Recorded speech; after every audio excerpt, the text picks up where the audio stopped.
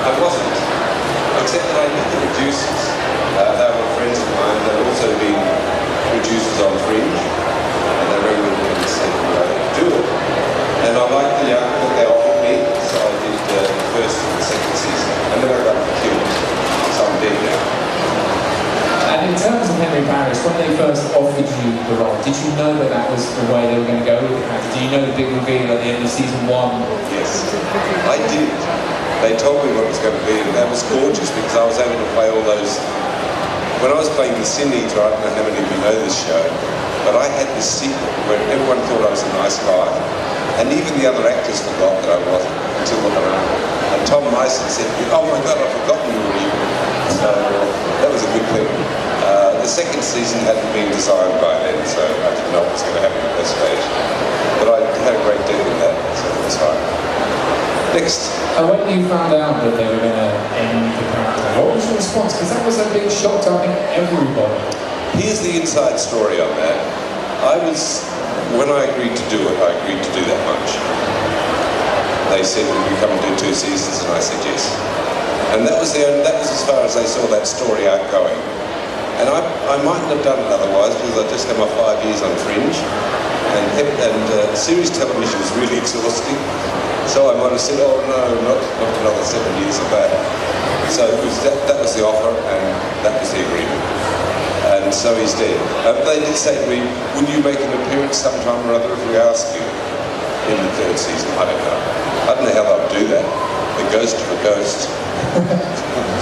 And it was a very, very fantastically written character, very complex on so many levels. How much fun was that as an actor to be able to do? Because you had the luck of Walter before him, and then Henry, and now it just must be like, wow. When you get those sorts of roles as an actor, you actually have to pinch yourself because they're so delicious and they call on all sorts of skills, and that makes my life really interesting. I don't get such a kick out of doing sort of what I call 2-dimensional characters. I don't really enjoy that too much. But these complex characters, Stuart, I love them. And they were, as indeed was, the Denethor character in Lord of the Rings. They were all really dense, complex characters, and that's what I enjoy very much doing. And you mentioned Denethor from Lord of the Rings, which is another character that you did so well on the screen. And when you took that role on, what was it like to film? The scale of those films is amazing. Let me start talking about Lord of the Rings by saying that a couple of days ago, a friend of mine died, and I think the world should know about this. The man that was the DOP, the director of photography on all of the Lord of the Rings, plus the Hobbits and a lot of other things, died of a heart attack a couple of days ago. He was only 58. His name was Andrew Leslie. And in that we lost one of the great cinematographers in the world. So I just wanted to share that with you. And I feel very, very sad about that. And I honestly don't know how Peter Jackson will survive without him, because I've been like that. And seeing them work together was just wonderful. They didn't even have to talk, they had an understanding between them, So terribly, only 58. Isn't that bizarre? What was the question? This is about how it was to work on such an amazing project like that. It was a bit unbelievable because to start with, it was, everyone knows the Lord of the Rings stories or have read them as youngsters, and so there's an incredible amount of pressure on us to do justice, and lots of people didn't think we could do it. Many people said, "You can't possibly do justice to these books." I think we did, and the reason was that they were so, in that show, everything was based on the books, and in fact most of Denethor's dialogue was straight out of the books. All that complex stuff was there. And so they were incredibly true to that. It went for a long time. It filmed over a very, very long time. And no one knew how successful it would be until the first one came out. We didn't know. It could have been a flop. And then suddenly the first one came out. Can I get some water, please? Absolutely, yeah. The first one came out and just kept building. And by the time the third one came out, we won 11 Academy Awards for that one.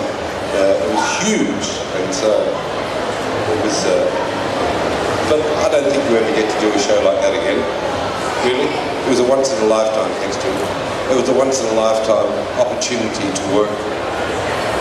You know, that show actually took over New Zealand.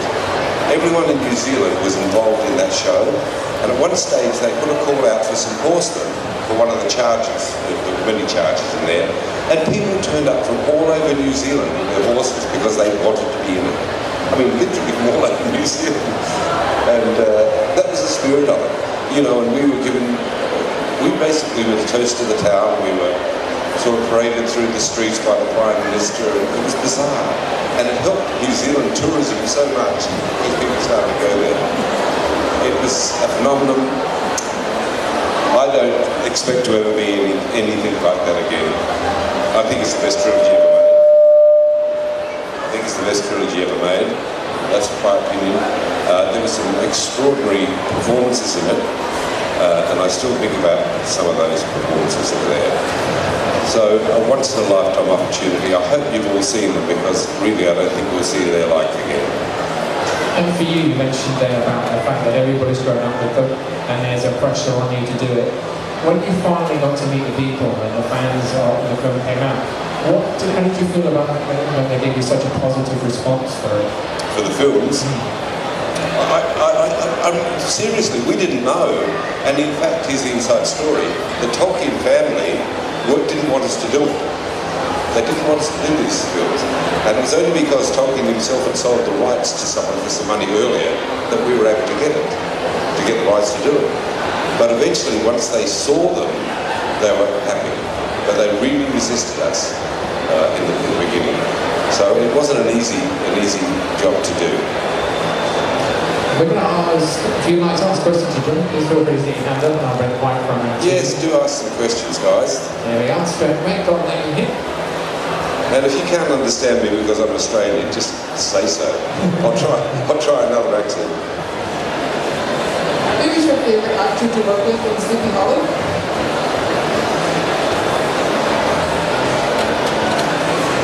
I like working with Tom Myson. Although we really wanted to do much more together and we never did. Both of us said that. I love... there's an English actor called Neil Jackson, who was wonderful to work with. And he's now got his own series. I just shot the pilot of it. Just a beautiful man, wonderful spirit. He played the Headless Horseman. Lindy was great. Generally, it was a good mob. But Tom Myson probably. Tom Myson and I both got stage backgrounds, so we talk a different language, and we had a lot of fun together. We understood each other. A question I'll say on the same side, please take it in. With Denethor being such a meaning as such in Lord of the Rings, did you find it hard to get into that character, or did it come quite easily to you? What are you saying? That I'm a meanie. You know what it was? It was quite tricky because Denethor was sort of introduced in the second movie briefly, and then was strong in the third. So none of the background was discussed in that story. What I had to do was go back to the books and research his history to find out why he was such a horrible man, why he killed his son. And so I did all of that to give me a background. Otherwise it would have been just sort of a psychopath in the sense. But I understood him. I actually did understand the man. And I didn't have any redeeming moments in it. I had one redeeming moment.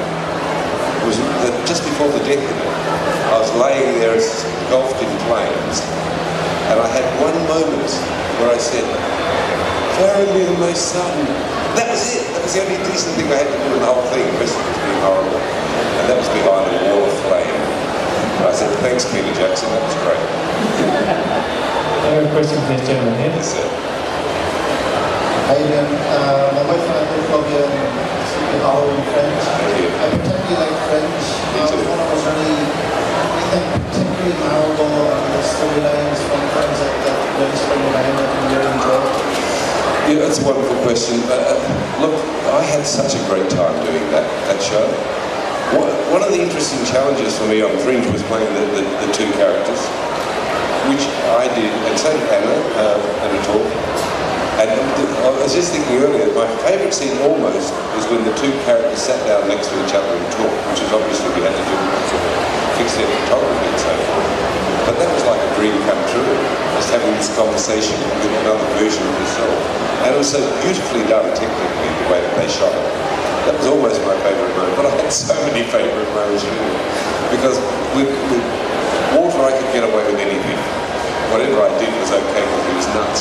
So, such a lot of fun. But, what's your favourite moment? Probably when I really did get over to the other side and the worry from each other's characters and stuff and see the difference between the two sides and the difference between the two characters. Wasn't Anna Torv wonderful when she went to the other side and played the redhead? Just fantastic. Brilliant. Thank you. Thanks for the question. The question from Mr. Mahan. Yes, sir. Hi, John. Hi. You've worked with some amazing actors over the time, Sean Lee, and obviously great Leonard Nimoy. But I want to know, what was it like to work with Jean McCoy in Fringe, and did you actually get an emotional bond with her? With who? Jean McCoy. Oh, yes, absolutely. Yes, we were very close.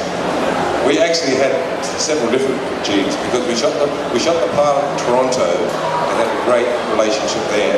And then we shot the next season 1. We shot in New York and had another cow. And then they shifted us up to Vancouver. We had another cow.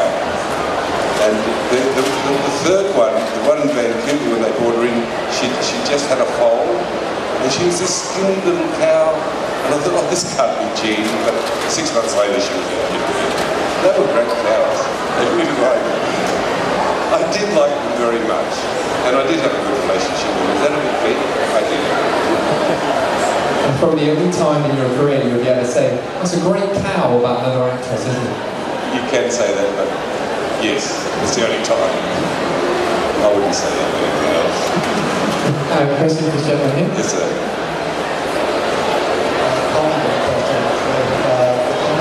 For the short time you have on screen Lord of the Rings, I think you make a massive impression. So, and I wanted to ask you, that black robe, that coat you're wearing, must be a trend, isn't it? The costuming in Lord of the Rings was amazing. I mean, seriously amazing. That ermine cloak was incredibly heavy. But I also had chainmail on underneath, which was also very heavy. So it was a big, hefty thing, and a big sword on around my waist. So it was really a very heavy outfit, but magnificent to wear. All of the costumes, and you've got one on yourself, were magnificent. Really good. You look like it. You look like Faramir. Thank you very much. Yes, I know.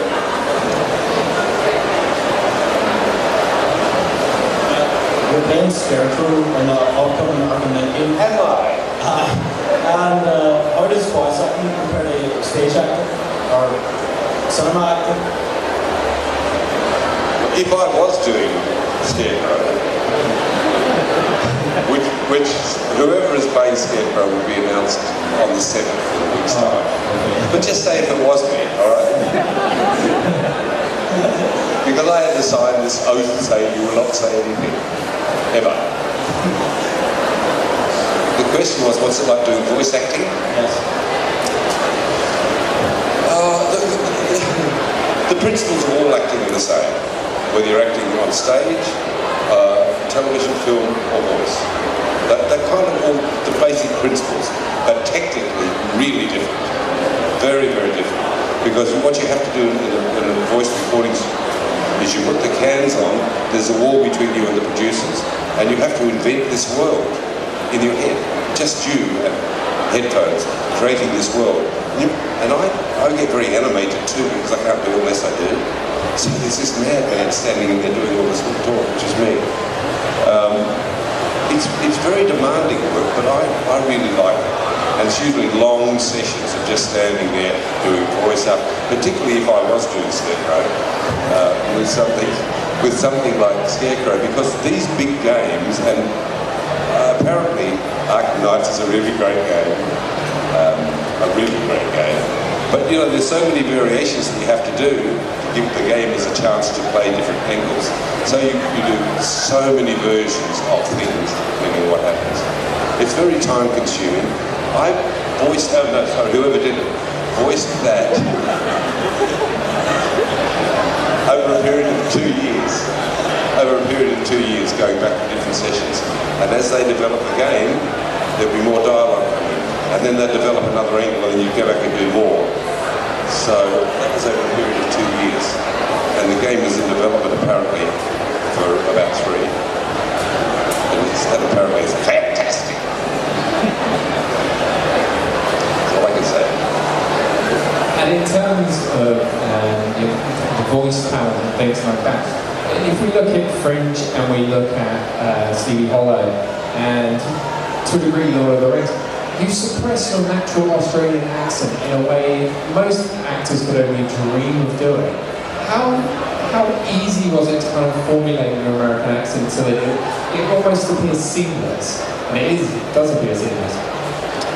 When I was a young actor, just starting out, and I spent the first decade or more of my life doing doing stage work, I was terribly intimidated by actors who would stand around and do all these accents.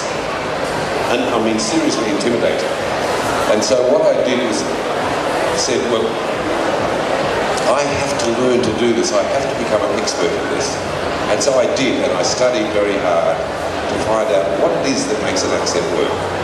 And as a result of which I became adept at many accents, and in fact taught them for a long time. But it was hard work, it was a decision. Like, they don't just come naturally. You can get a sort of what we call a cod accent, which is not a very good one naturally. Many of us can do that. But to do an accurate one really takes a lot of detail work. But it was because I was so scared of these other actors that seemed to do them naturally that I decided to learn how to do it. And that's been a lot of skills that I've done in acting. When you hit a point and there's something you can't do, and you think, well, do I let that go or do I learn it? And so you go back and learn. So that was, for example, in Fringe, they would hit me with stuff all the time. Singing, dancing, whatever it was. And you go, oh my God, okay, give it a try. You go away and work back in and get together. But that makes acting really exciting. And I still, every time I go to work, I learn something, seriously. I watch and listen and look at everything that goes on.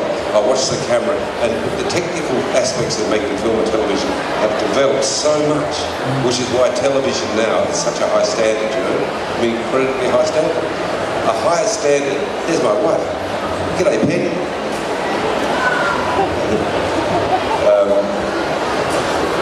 To develop to such a stage now, when you do look at a television episode, you could be watching a film, and yet we crush those things out in like 9 days. So you can imagine the pressure that's on there, and then they go and post for a lot of weeks done. But I don't know what the question was, but I've just answered something. The answer is spot on. Okay. A question from a lady here in the front. Yes. You said your research done those history. Did Peter Jackson and yourself butt heads at the portrayal of the character? No, Peter didn't have much to do with it. Peter was too busy. What I did was I researched it, and then I'd go and talk to the writers who were using the books as a reference point. And on occasions I'd say, but can we do this to develop a bit more? And if it was in the books, then they would take it on board. And if it wasn't, they wouldn't. Which was a really good way to do things. Very collaborative. No, Peter was so busy. And towards the end there, he had 3 of them, and he had 6, I think it was 6 units working. I remember the last couple of days. And he would sit behind a bank of monitors watching everything. All the different scenes in different locations all over the place in 3 different films. Amazing what he achieved. But in terms of, and he was a very excitable director. He would come on and say, he would cut a shot, and he would go, that was fantastic, that was really fantastic. Can you do it again, fantastic. That was it. Thank you, good note. But that's what he was like, but a genius. I mean, seriously.